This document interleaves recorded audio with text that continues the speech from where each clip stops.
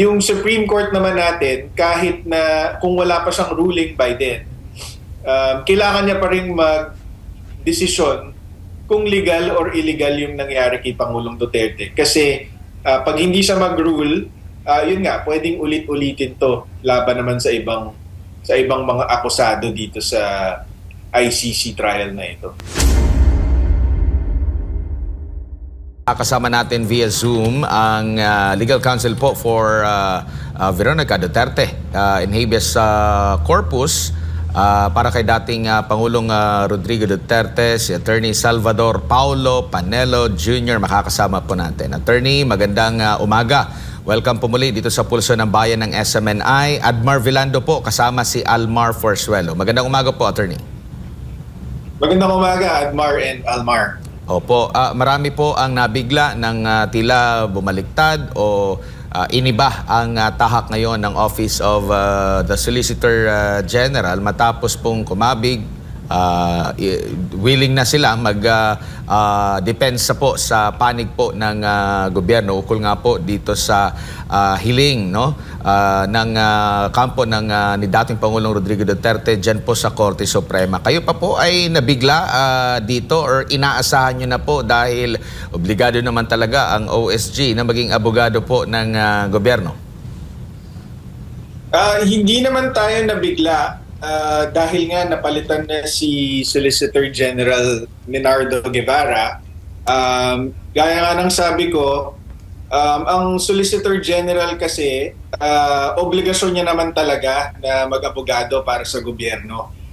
So, may tungkulin siya na irepresenta ang gobyerno sa mga kaso na nasa Court of Appeals at sa Supreme Court. Pero meron din kasi siyang tungkulin bilang Tribune of the People para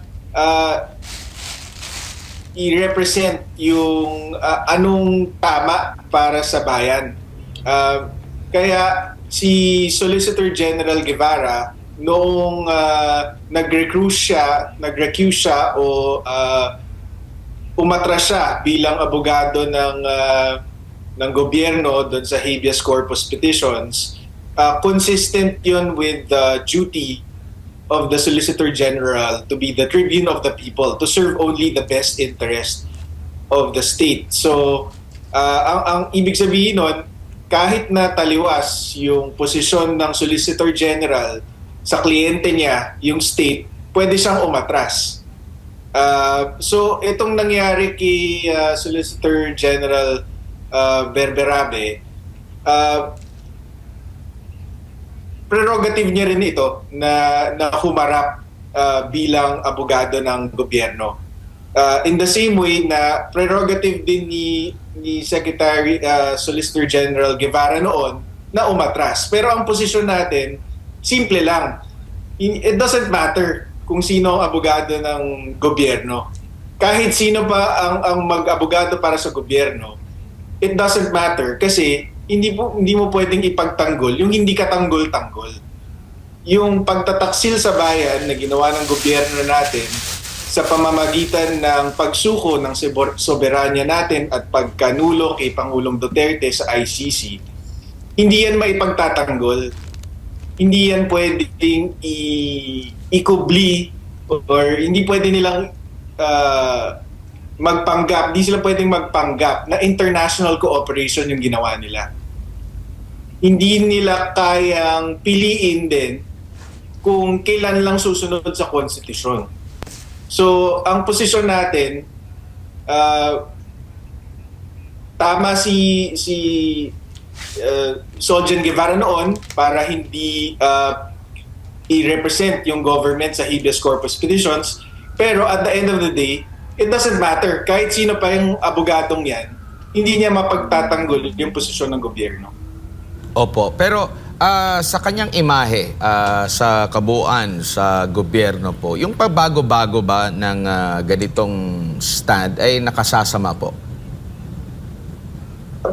Tingin ko, pero again, may kapangyarihan o may karapatan yung Solicitor General na desisyonan kung ano yung tingin niyang nasa best interest ng Estado. So para kay Solicitor General Berberabe, tingin niya dapat lang na sila ang mag-abogado para sa state. So tingin natin siyempre mali yun. At siyempre, tingin ko may hirapan nga silang idepensa itong posisyon ng gobyerno. Kasi nga, ang pinaka-importante dito, Admar, is ang original position ng gobyerno sa ICC pa lamang ay walang jurisdiction ng ICC. Ngayon, ang expectation natin, sasabihin nila, merong jurisdiction yung ICC. So, maliban dun sa hindi maganda na papalit-palit yung posisyon ng gobyerno, hindi maganda yung posisyon mismo na i-acknowledge ng Solicitor General natin na meron palang jurisdiction ng ICC. So yun ang mas mahalaga dito, na hindi yung papalit-palit kasi Admar, pwede namang mali yung posisyon noon tapos na-realize na tama pala ngayon. Pero ang hindi maganda is yung mali ang posisyon noon tapos ngayon i-justify nila, gagawin nilang tama, 'di ba? Kaya yun ang mahalaga doon, hindi yung pabago-bago, kundi hindi maganda yung posisyon na ini-expect nating ilalatag ng Solicitor General. Opo, kasi kumbaga meron nang inilatag na unang punto rito, yung unang Solicitor General kung bakit kumbaga nag-hands off siya, tapos ngayon nagpaliwanag sila. Pero meron bang pagkakataon, sa pananaw nyo lang po, attorney, pwede nyo sagutin, pwede nyo hindi sagutin, may pagkakataon ba na naging puntos ito doon sa petitioner, itong ganitong mga hakbang po ng pagpapalit-palit or hindi nagtutugma doon sa mga unang pahayag, unang stand po nila? Tingin ko puntos yan para sa atin, sa petitioners, kasi yung papalit-palit na posisyon, indikasyon yan na hindi tama yung ginagawa mo or hindi mo pinag-isipan yung ginawa mo, talking about yung gobyerno natin. Kapag papalit-palit ka ng depensa, ibig sabihin, hindi mo talaga pinag-isipan or hindi talaga tama yung ginawa mo, di ba? Like, ang prime example niyan, Admar, kung natatandaan mo noon, ang sabi nila noon is sumunod sila sa proseso kasi sabi ng Rome Statute, bago mo isuko ang isang tao na may ICC warrant of arrest sa ICC, kailangan ka dumaan sa local court. So sabi ng DOJ noon, nagampanan namin yan kasi ang local judicial authority na sinasabi sa Rome Statute, yun ang Department of Justice. Diba? Tapos na-realize nila na kabalbalan yung defense na yon, kaya sa Supreme Court iba na yung depensa nila, 'di ba? So sa akin, clear indication yon na hindi na pag-isipan or hindi na nila inisip kung ano yung mga linabag nilang batas at patakaran, basta lang magawa nila yung gusto nilang gawin. Opo. At nakikita nyo rin po ba na yung unang stand ng Office of the Solicitor General ay may go signal o approval po ng Pangulo, considering ang OSG ay under ng Executive, no? Under ng DOJ, under ng Executive, under ng Pangulo, Chief Executive. Pero nakikita nyo po ba na may go signal ang Pangulo dito sa unang stand nila at dito sa another stand po ng OSG, may go signal din po ba ito sa nakikita nyo, or dapat may go signal din ito ng Pangulo, attorney? Not necessarily. Hindi natin, we can only speculate, no? Pwede lang tayo manghula kung anong nangyari dito. Pero syempre, hindi mo na may iwasan na isipin na kaya naging Solicitor General si Solgen Berberabe is because may inaasahan na babalik na rin niya yung position ni Solgen Guevara. Pero speculation lang po yun, syempre. Hindi tayo nakakatiyak na may ganong usapan o may ganong go signal o ano man. Opo. At dito po sa pag-usad needed pa ba, nakikita nyo po ba na needed yung mga oral arguments nito or kakayanin na ng Korte Suprema na desisyonan na ito sa mga available po na sinasabi ng konstitusyon at mga batas? Kasi siguro gusto ring marinig ng taong bayan kung ano yung mga debate or mga punto por punto dito sa mga ganap na ito, Attorney. Noong Abril, Admar, nag-file tayo ng motion to set the case for oral arguments. Precisely para mapag-usapan ng malinaw and in public yung mga issues para sa kaso na to. Pero hindi tayo napagbigyan ng Supreme Court. Hindi naman nila dininay pero noted lang ang ating motion.